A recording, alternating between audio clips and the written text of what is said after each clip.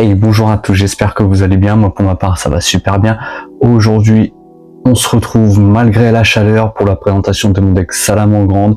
C'est vrai que ça faisait longtemps, je crois depuis fin 2024 que j'avais pas fait de vidéo dessus. Et je me suis dit aujourd'hui, il fait super chaud, il y a 38 degrés sur tout le pays. Donc pourquoi pas vous présenter un petit deck feu.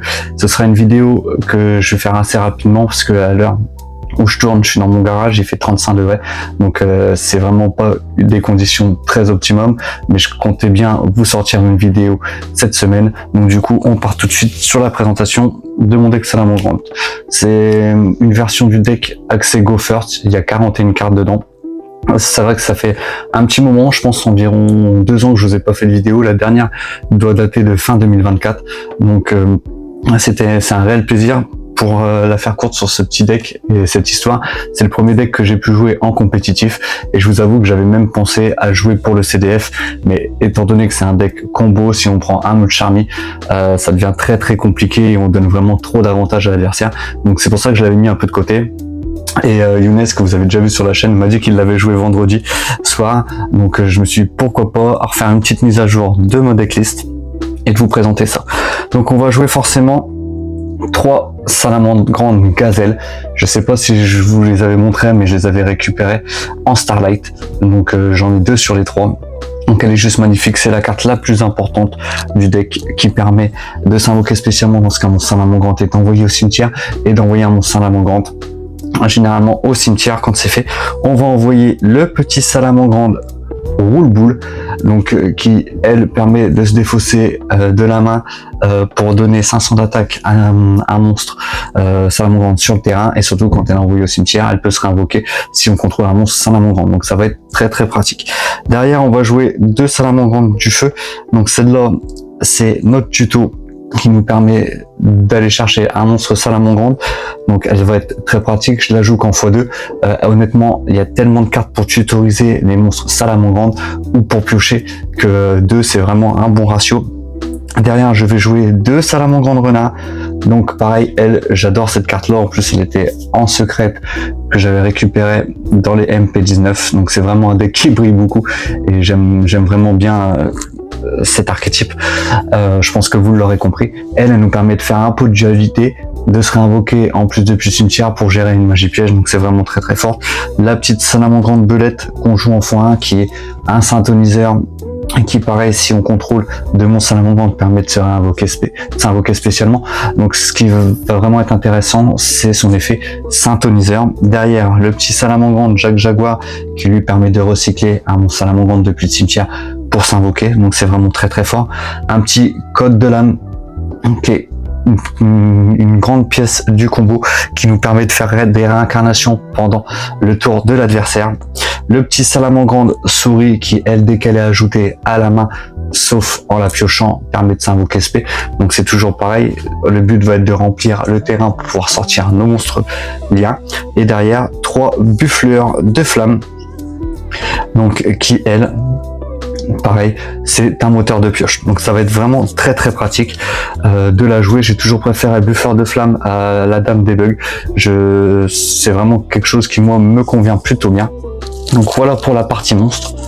Derrière, on va passer aux magies.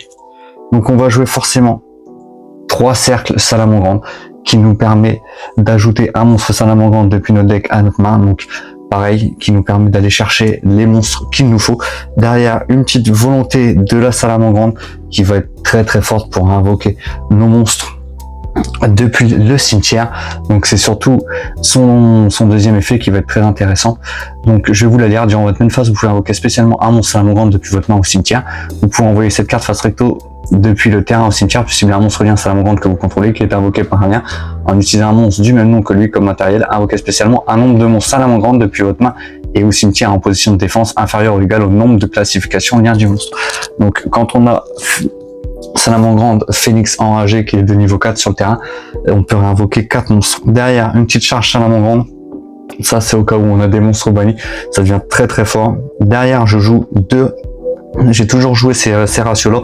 En x2, je vais jouer 2 rages Salamangreande qui nous permet de péter jusqu'à 4 cartes sur leur terrain. Ou si jamais on a été interrompu et que malheureusement on s'est arrêté sur la ligne que 2, on peut quand même gérer 2 cartes. Le petit rugissement salamandre, vraiment l'une des meilleures cartes de l'archétype. Derrière, un sanctuaire salamandre pour pouvoir réincarner nos monstres. 3 Cynet minage, vraiment pour l'inconsistance et pour aller chercher les monstres Cybers qu'il nous faut. Donc voilà, comme vous avez vu, le Cynet, le cercle salamandre, on joue le salamandre du feu, donc ça nous fait déjà 8 cartes pour aller chercher ce qu'on a besoin, sans compter les salamandres renards, donc c'est vraiment très fort. Ça nous fait 10 cartes. Honnêtement, c'est vraiment un très bon deck et il est très rare que en tout cas moi je brique avec. J'arrive toujours à trouver des solutions et à atterrir sur le board final que je voudrais. Derrière, on va jouer des N-Trap, j'en joue 11, donc 3 H forcément, 3 Imperm, 3 Assaut solennel, et pour les decks combos, j'ai décidé de jouer 2 Nibiru.